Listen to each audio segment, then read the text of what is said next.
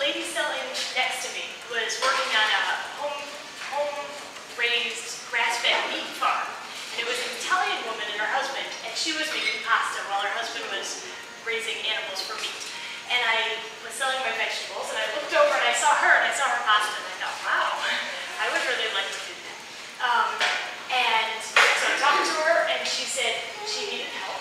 And so after I left the organic farm, I went to her place. So this is in Virginia. I learned how to do it. I was there for about 3 months. I bought her old pasta machine. So when I was working with her, I was using even a bigger machine than this. This is her old one. And that's about it. I'm making fresh pasta for you tonight. And I'm going to make, first I'm going to make linguine style noodles. And then I'm going to make ravioli. And I don't have, well, whatever we make tonight, I do have a big pot so we can boil water and I guess cook it. I also brought boxes of pasta that we're going to raffle off at the end. So they're in the fridge, but they'll be on the table, so buy a rack of tickets. Yeah, so that's how you might get the pasta. We might cook some tonight and there's a little for the raffle. Okay, I think that's it. If you have any questions as I'm working, please just ask because I'm so used to doing this, I'm not entirely sure that I'm going to explain everything as well as I should. Alright, so I'm going to make for you today a 6-egg batch of pasta. And I have little recipes that you can go home with, and this is for a 1-egg batch. And it's going to use same ingredients, I'm just scaling it up times 6. So to start off, I'm going to use, I'm doing it a little like a creek shot. Also, you're good at very well, so we'll see. Very well. Okay, so in my pasta, I like to use 3 different kinds of flour. And traditionally, fresh pasta is made with semolina flour, which is from durum wheat. It's ground up and it's the little particles that are left over after the finer flour is sifted out. So I'm going to use semolina flour, and I have in here 3 cups of semolina flour.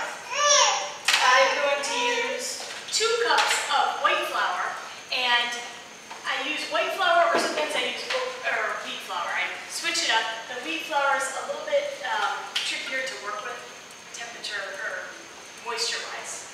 And then I use 2 cups of oat flour. And the woman I was working with put the oat flour in as kind of her own invention, and I decided to keep it because I feel like it gives a really nice texture to the pasta, nice flavor, nice chewiness. And salt. A little bit of salt. So I've got my dry ingredients together. I'm going to mix them in our KitchenAid, my KitchenAid. If you're doing this at home, I'm going to let this go for about 15 seconds. Yes?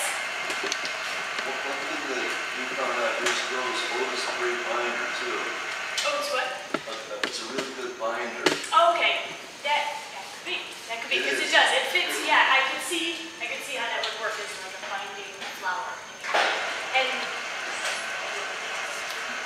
And I've had just up front, fresh pasta. I would say is no better necessarily than dried pasta. It's just different. It's just different. Okay. So what I did right now, I just blended that together to create a little well in my bowl. And now I'm going to add my wet ingredients, which are the 6 eggs that I was talking about. It's a 6-egg batch. So I have some eggs. Because it's the herbs assignment, we're making dill and chive pasta today. Dill and chive. Can you buy all the flour that you just mentioned in Whole Foods or somewhere? You definitely can in I Whole don't remember Foods. seeing semolina flour. Yeah, you definitely can in Whole Foods. They have actually that's where I got this, at the bulk food section. They have semolina flour. They also Bulk flour. It's called the bulk stuff. Yeah. Yep, they even have it there. They used to have organic oat flour there too, but they took it out. I don't know if you can get it in like a Publix or a Wendy's. Publix is having more and more stuff, and sometimes if you ask the manager, they can order it for you. Sometimes they carry things that we buy, and then sometimes they're not there. But if you ask them, they can give it to you. Yeah, it's a little bit of a different. Between semolina flour and regular flour again. The semolina flour is made of durum wheat, and regular flour can also be made out of durum wheat, but it's the finer ground up flour part. So the semolina is actually a little bit more coarse. It looks like cornmeal, and it feels kind of like Yeah. dill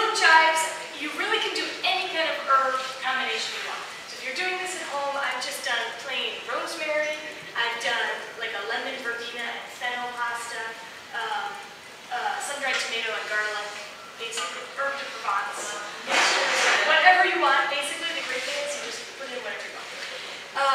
So now I'm going to add some water, and in my scaled up recipe, it's going to be 12 tablespoons of water. But I'm going to start by just adding 6 because the moisture level in the pasta is where it makes it or breaks it. And by makes it or breaks it, I mean we'll make it work either way. But if it's too dry, it's hard to work with. If it's too wet, it kind of clogs up the machine a little bit. So I'm going for perfect today. So as this is mixing, we're going to let it mix. I'm going to check on it occasionally to see the texture, and I'll hold it up to show you what the texture is looking like. We're going for kind of a bread dough-like consistency, but it doesn't really feel like bread dough. It's more dense and not as pliable as bread dough. And I'll show you that as we're going. While that's mixing, let me talk about my pasta machine. My pasta machine, as I mentioned, I bought from the woman in Virginia. It's an Imperia restaurant brand pasta machine.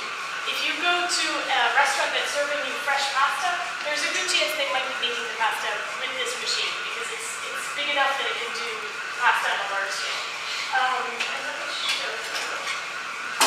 So I'm going to hold it up a little bit. You can see in there, there's 2 stainless steel rollers that, if I adjust this now, can get closer or farther apart. And so as the dough forms, I don't know if I mentioned, there's about 5 steps we're going to go through today. First step, making the dough. Second step, we're going to roll the dough out into big sheets using the pasta machine. And as the dough forms, we're going to start on the widest setting, which looks like about that wide for the pasta. And as it goes through, as it gets incorporated, I'm going to scale it down. So it gets thinner and thinner. All right. So this is what this looks like. It is pretty crumbly at this point, but when I squeeze it, I'm noticing it's starting to stick together a little bit, but it's pretty crumbly, so I know it needs more water. I'm going for a consistency that when it's perfect, it's going to start to rise up in the bowl. So let's add 6, maybe 4 more, 3 more. 6, 7, 8, 9.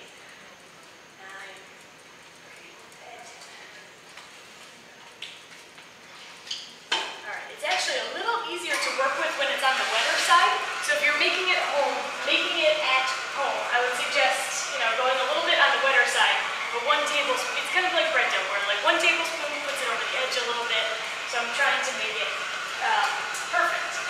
The boxes of pasta that I brought for you today, when I package pasta to sell, and that's where you found me. I was selling at the church fair last week, which is the first time I've ever sold in Florida, and I'm hoping to get into the farmer's market business at some point.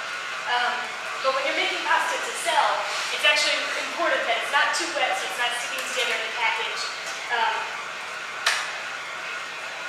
You have to put wax paper between each layer. When I make ravioli to sell, I do put wax paper between each layer, between the raviolis, so they don't stick. But when I'm making the fresh pasta, you'll see the boxes that I have, and I just dump it in, and we dust it in semolina flour. So it kind of, that dusting